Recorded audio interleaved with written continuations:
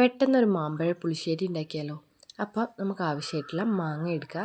അതിലേക്ക് മുളക് പൊടി, മഞ്ഞൾപ്പൊടി, കുറച്ച് ഉപ്പും കുറച്ച് വെള്ളം ഒഴിച്ചിട്ട് അടുപ്പത്ത് വേവിക്കാൻ വെക്കുക. പിന്നെ കുറച്ച് തേങ്ങ എടുത്തിട്ട് അതിലേക്ക് 2 പച്ചമുളക്, കുറച്ച് ജീരകം, ചെറിയ ജീരകം കേട്ടോ, കുറച്ച് കുരുമുളക് പൊടി, ഇത്രയും ഇട്ടിട്ട് അതൊന്ന് അരച്ചെടുക്കുക. അപ്പോൾ തന്നെ നമ്മളെ മാങ്ങ വെന്ത് വന്നിട്ടുണ്ടാകും. അതിലേക്ക് കുറച്ച് ശർക്കരപ്പാനി ഒഴിച്ച് കൊടുക്കുക, മധുരത്തിന് ആവശ്യമായിട്ടുള്ള. എന്നിട്ട് അത് അവിടെ കിടന്നൊന്ന് തിളയ്ക്കട്ടെ. ആ മധുരം ആ മാങ്ങയിലേക്ക് പിടിക്കട്ടെ. ആ മാങ്ങയിലേക്ക് ആ മധുരം പിടിച്ച് വരുമ്പോഴാട്ടോ, ഇത് അത്യാവശ്യം പുളിയുള്ള മാങ്ങ, അതുകൊണ്ടാണ് ഞാൻ ശർക്കരപ്പാനി ഒഴിച്ച് കൊടുത്തത്. പിന്നെ നമ്മൾ അരച്ച് വെച്ച തേങ്ങയുണ്ടല്ലോ, തേങ്ങേൻ്റെ അരപ്പ് അതിലേക്ക് ഒഴിച്ചു കൊടുക്കുക. ഒരു തണ്ട് കരിവേപ്പിലയും കൂടി ഇട്ട് കൊടുക്കുക കേട്ടോ. എന്നിട്ട് അത് നന്നായിട്ട് വെട്ടി തിളയ്ക്കട്ടെ. പിന്നെ വറവിടാൻ ആവശ്യമായിട്ടുള്ള ചട്ടി വെച്ച് കൊടുക്കുക.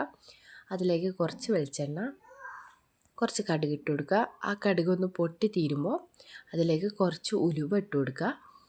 ഉലുവയും പൊട്ടി കഴിയുമ്പോൾ കുറച്ച് വറ്റൽമുളകും കുറച്ച് കരിവേപ്പിലയും കൂടി ഇട്ടിട്ട് നന്നായിട്ട് ഇതാക്കിയിട്ട് അതിലേക്ക് ഒഴിച്ചു കൊടുക്കുക.